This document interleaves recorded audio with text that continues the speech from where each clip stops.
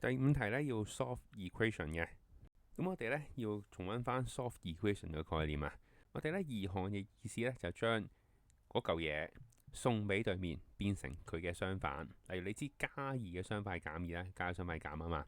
乘二嘅相反係除二，二次方嘅相反呢係開方，即係開二次方啦。咁所以今次呢 x 嘅2 over 3次方，佢嘅相反係乜嘢呢？咁你可以睇下下面呢個解說嘅。咁總之佢嘅相反呢，就會係個次方嘅上下調轉。所以呢，我將2 over 3次方送俾對面，就會變成咗對面嘅上下調轉，即係3 over 2次方啦。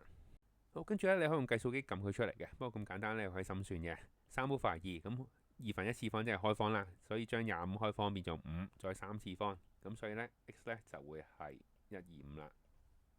跟住 B part 同樣地啊，我哋話將佢個次方送俾對面呢，會變次方嘅上下相反。咁但係呢，我哋話淨係上下相反啫，正負呢係冇變到嘅。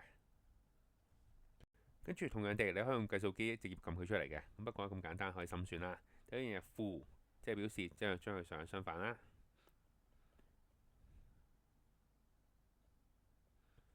然之後開咗3次方之後，再5次方，即係2嘅5次方啦，即係呢32啦。